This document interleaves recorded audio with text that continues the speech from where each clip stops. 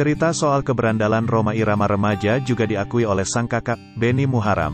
Usia keduanya memang tak berbeda jauh. Kakak beradik ini juga sama-sama berandal dan keduanya kebetulan kompak sejak kecil hingga sekarang.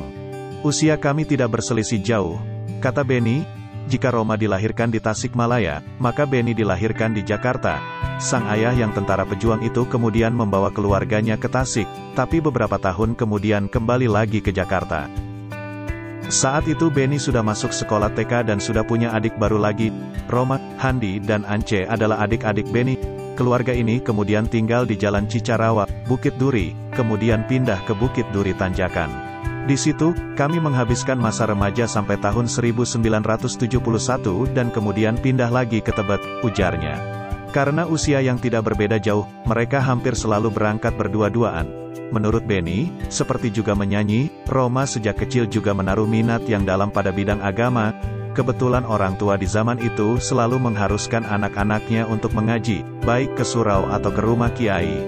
Dalam hal yang satu ini Benny mengaku sangat malas. Kalau Roma selalu mengikuti pengajian dengan tekun, sementara saya lebih suka main. Tapi kami selalu kompak, pulang pergi bersama dan setiap kali ditanya Oma selalu mengatakan pada bapak ibu bahwa saya pun pergi mengaji, katanya. Berangkat sekolah pun selalu bersama-sama. Dengan berboncengan sepeda keduanya berangkat maupun pulang ke sekolah di SD Kibono, Manggarai.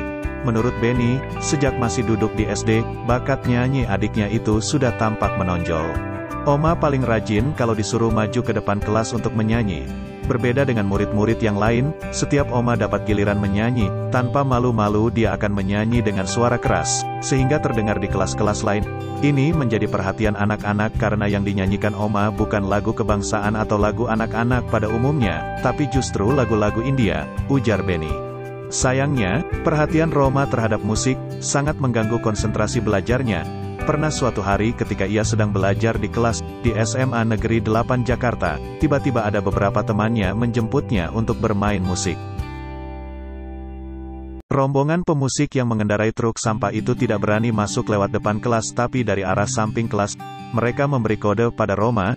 Menyadari jika dirinya tidak mungkin diizinkan guru untuk pergi main musik, Roma pun tidak kehabisan akal. Ketika sang guru sedang menulis di papan tulis, maka ia pun langsung kabur lewat jendela kelas yang posisinya tidak terlalu tinggi. Karena kebandelannya itulah maka Roma beberapa kali harus tinggal kelas, sehingga karena malu maka ia seringkali berpindah sekolah. Kelas 3 SMP dijalaninya di Medan. Ketika itu ia dititipkan di rumah pamannya, tapi tak berapa lama kemudian ia sudah pindah lagi ke SMP Negeri 15 Jakarta. Bahkan sampai SMA pun, ia masih seringkali keluar masuk sekolah. Selain di SMA Negeri 8 Jakarta, ia juga pernah tercatat sebagai siswa di SMA PSKD Jakarta, St. Joseph di Solo, dan akhirnya ia menetap di SMA tanggal 17 Agustus Tebet, Jakarta, tak jauh dari rumahnya. Untunglah saat dia sudah masuk sekolah itu bisa diurus sendiri dengan mudah, sehingga tidak selalu merepotkan orang tua, tutur Benny. Perpindahan sekolah itu tidak semuanya karena urusan musik, tapi juga karena kegemarannya membuat ribut. Kegemarannya adu jotos ini tidak hanya di luar sekolah, tapi juga di sekolah. Ketika kedua orang tuanya masih tinggal di Bukit Duri, hampir setiap kampung di daerah itu terdapat geng, kelompok anak muda. Di Bukit Duri ada BBC, Bukit Duri Boys Club, di Kenari ada Kenari Boys, Cobra Boys, dan sebagainya. Dari Bukit Duri Puteran, dan dari Manggarai banyak anak muda yang bergabung dengan geng Cobra. Kami bermusuhan dengan mereka, sehingga keributan selalu hampir terjadi di setiap kami bertemu. Kenang Benny bersama Roma. Satu hal yang cukup menonjol pada diri Roma sejak kecil menurut Benny, adalah dari segi kepemimpinan. Kalau anak-anak main perang-perangan, Oma selalu menjadi pemimpin kelompoknya, begitu juga saya. Biasanya kami berperang dengan menggunakan anggar dari bambu dan Oma tergolong jago dalam memainkan anggar bambu ini. Katanya, Roma diketahui jago bermain silat. Tapi, bagi Benny, Oma maupun adik-adiknya, ilmu bela diri nasional ini tidaklah asing, karena sejak kecil mereka sudah mendapat latihan dari ayah mereka. Kami juga belajar silat dari banyak guru yang lain. Tapi karena saya lebih senang main bola, maka belajar silat tidak saya tekuni seperti Oma.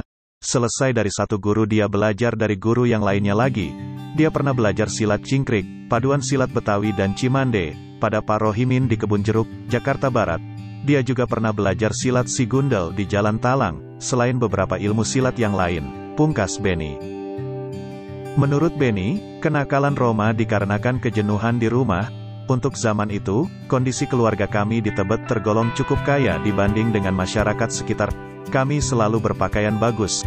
Selain rumah yang cukup mentereng, ada beberapa buah mobil, antara lain Impala, mobil yang tergolong mewah di zaman itu, ujarnya.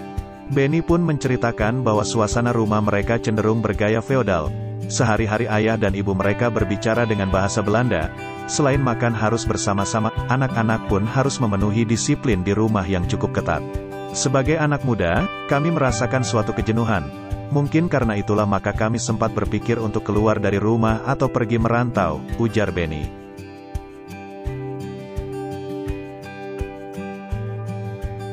Itulah sekelumit kisah tentang Roma dan kakaknya almarhum Benny Muharam.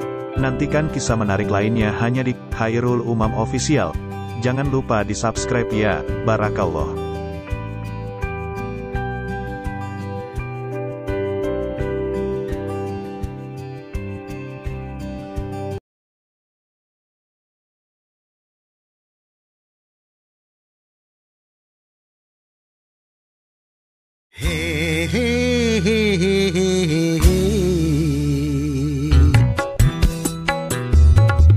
Teman-teman, mohon kesediaannya untuk mendukung channel ini dengan cara like, komen, dan subscribe, supaya Anda tidak ketinggalan info-info menarik lainnya.